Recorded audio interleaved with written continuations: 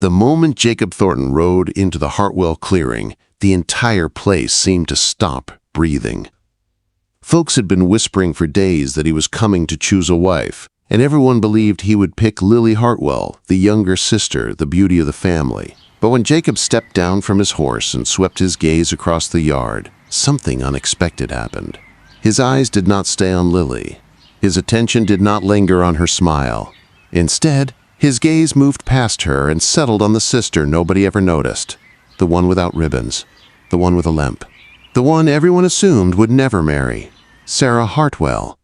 That single look from Jacob shook the Hartwell world in a way none of them were ready for.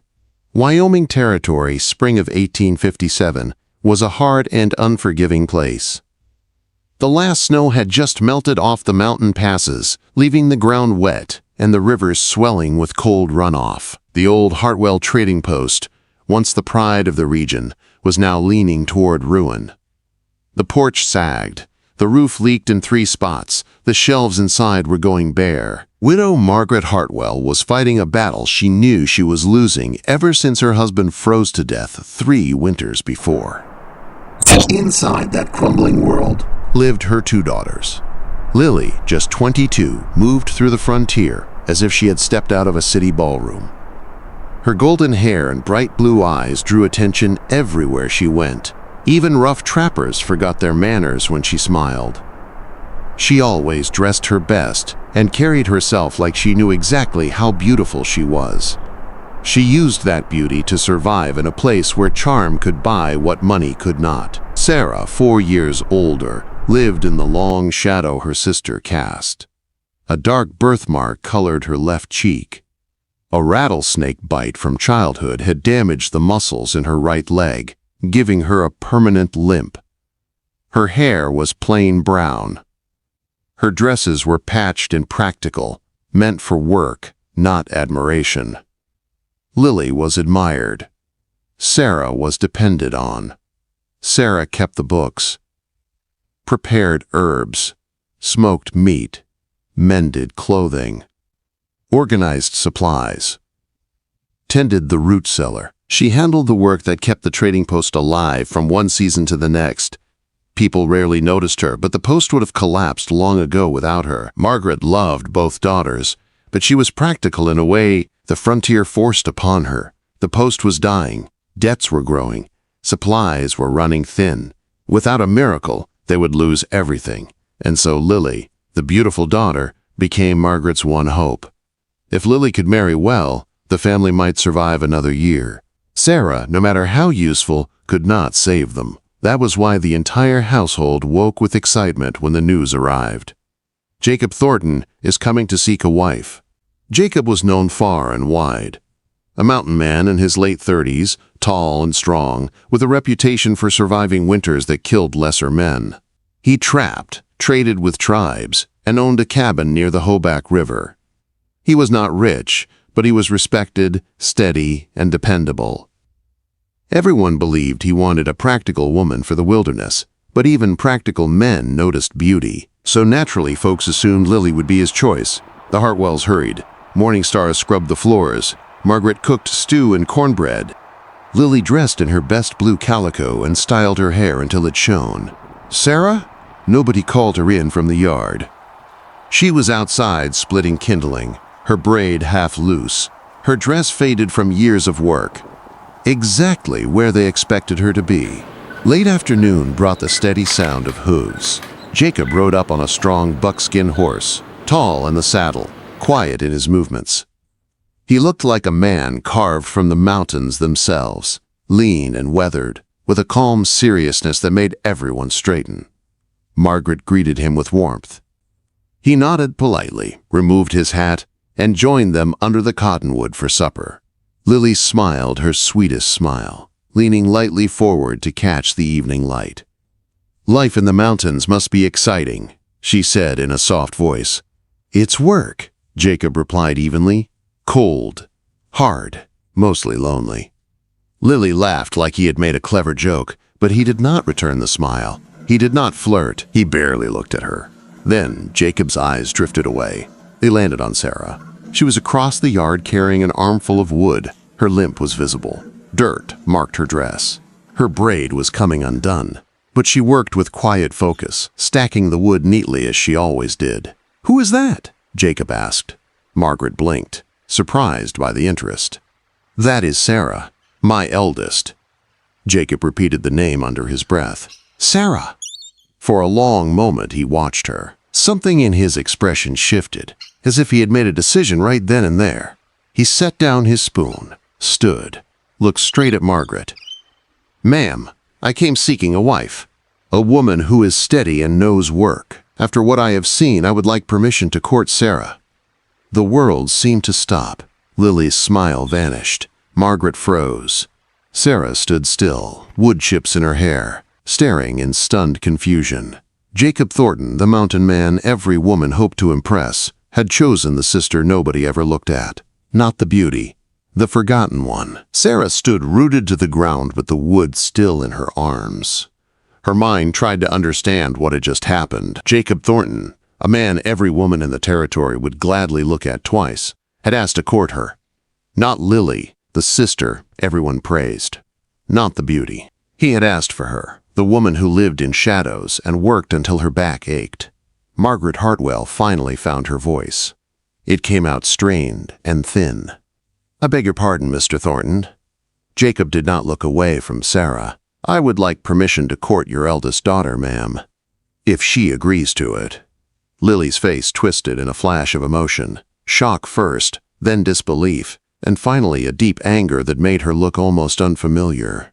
Her eyes narrowed, as if she could erase Jacob's words by glaring hard enough. Sarah whispered the only question she could manage. "Why?" Jacob walked toward her with slow, steady steps. He stopped a short distance in front of her. She lifted her chin to see him better. He did not study her limp. He did not stare at her birthmark. He looked straight at her eyes. "Because you work hard," he said. "Because you do not pretend to be something you are not. Because you do not break under pressure. Because you are steady." Her heart hammered. She had never heard anyone describe her that way. Useful, yes. Reliable, yes. But steady carried a different weight. "I am not pretty," she said quietly. "Pretty does not survive a mountain winter," Jacob replied. "Pretty does not keep a cabin standing. Pretty fades. Strength does not." Lily winced as if she had been struck. Margaret looked torn between confusion and fear for what this meant for their future. Jacob turned to Margaret. "So, ma'am, may I have your permission to court Sarah?" Margaret swallowed. This was not her hope. Lily had been her plan, her ticket to saving the failing trading post. But refusing a capable mountain man would be foolish. "If Sarah agrees," she said slowly, "you have my permission." Jacob returned his attention to Sarah. "Well." Sarah felt her knees weaken. No man had ever picked her when Lily was in the room. She had lived her whole life believing she would remain unseen. But Jacob waited with steady patience. "I am willing," she said. Jacob nodded once. "I will return in 3 days. We will talk more then." He mounted his horse, gave Sarah one last look, and rode out of the clearing. No one spoke until the hoofbeats faded. Lily spun around and stormed inside, her silence more dangerous than shouting. Margaret followed, looking shaken and unsure. Sarah remained alone in the yard. The wood slipped from her hands and dropped to the ground. She felt like the air around her had shifted in a way she could not explain. That night she lay awake, staring at the rough ceiling of the small room she shared with Lily. Her sister's sharp, angry breathing filled the space. Lily had not spoken one word. The silence felt heavy, pressed down like a stone on Sarah's chest. Why had Jacob chosen her? It made no sense. Men did not choose women like her. Men chose women like Lily, women who drew admiration with every step. Maybe Jacob only needed someone to work, someone who would not make demands, someone who would keep a home without expecting affection. The thought stung, but it did not surprise her. Morning brought cold air and a quiet sky. Sarah rose before sunrise as always. She tended the fire, heated water, and prepared the morning meal. When Margaret entered, she studied Sarah for a long time. "You understand what you agreed to," she said. I agreed to let him court me, Sarah replied, not to marry him.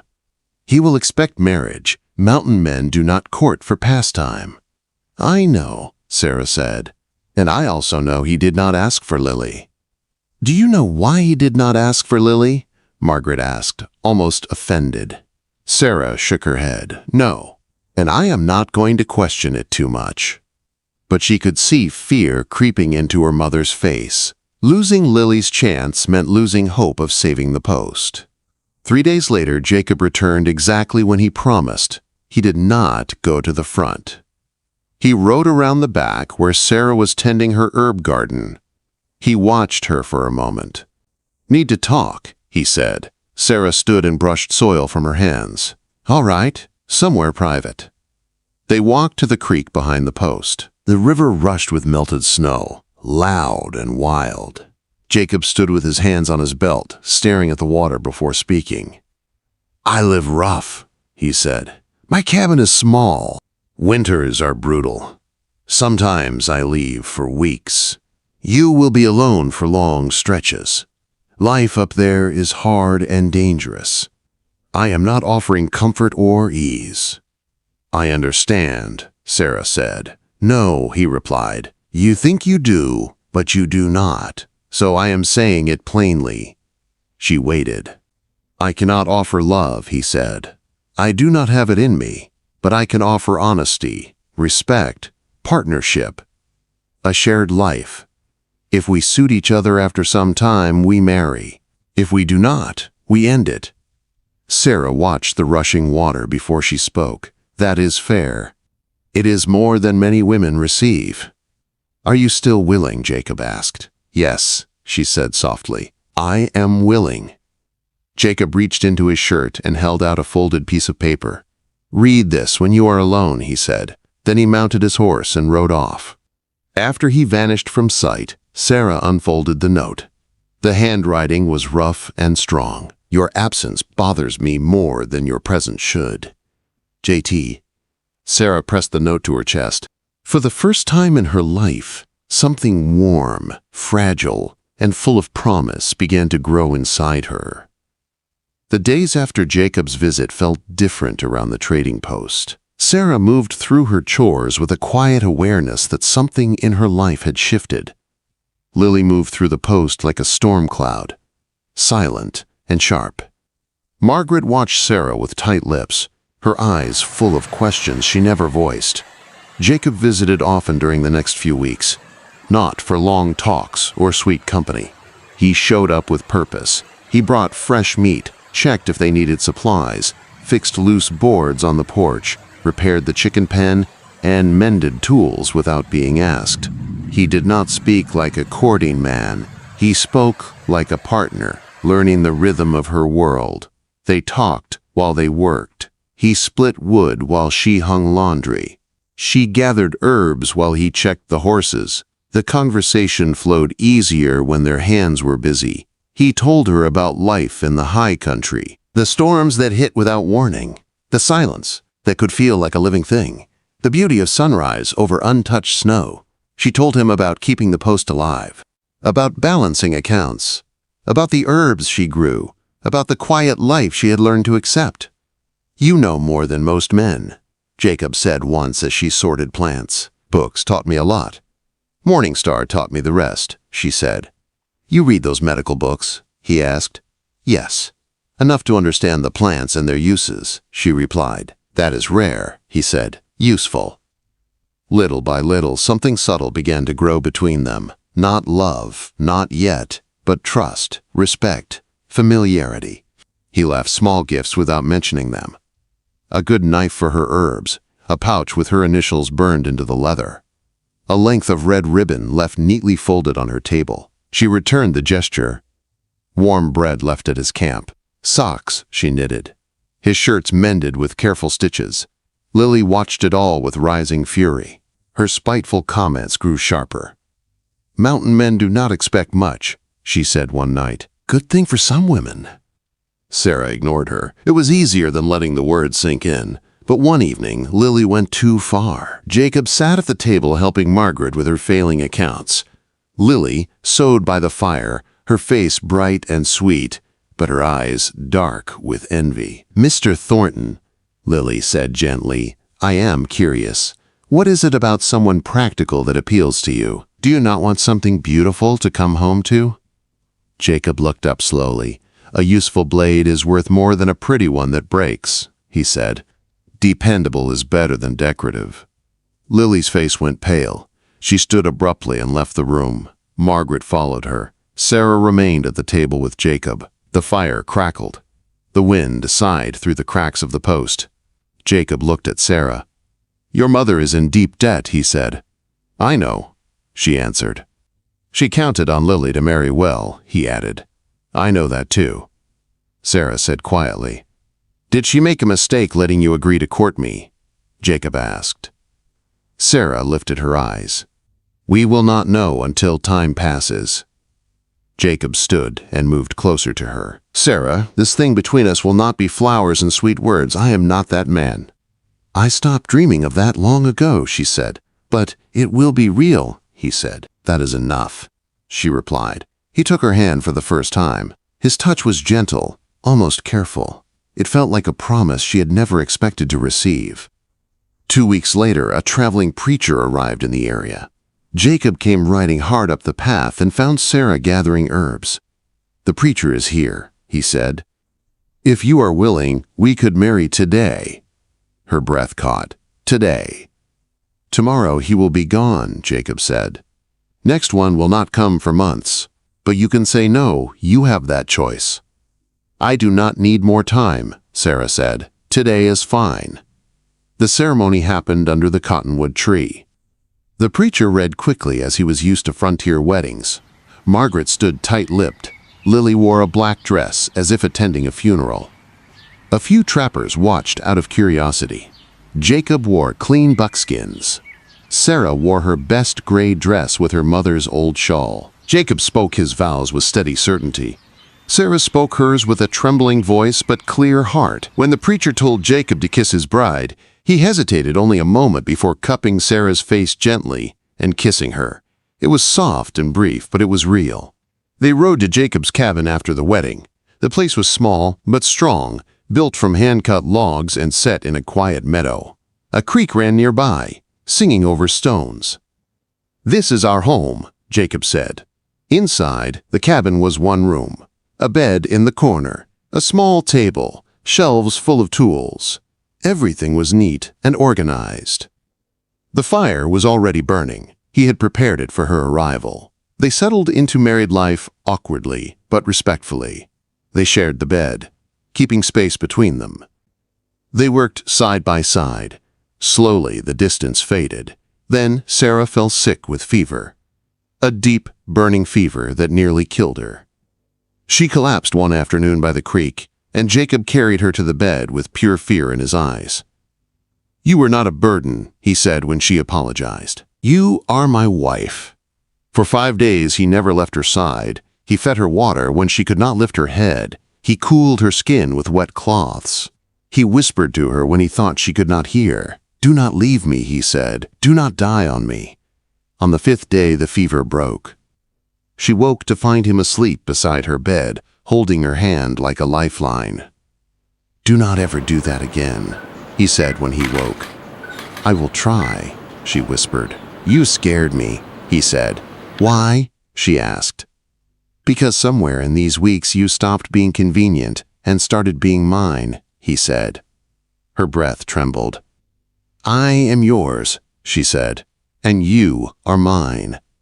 Life in the mountains shaped their bond stronger with each passing season, winter storms, long nights, shared hardship, shared work. Slowly the space in their bed closed. Slowly his touch softened. Slowly love grew without announcements or fancy words. When spring returned, Sarah discovered she was with child.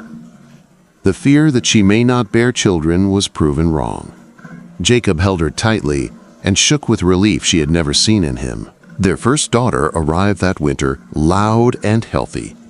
Jacob cried when he held her. The cabin grew fuller with time. More children, more laughter, more life.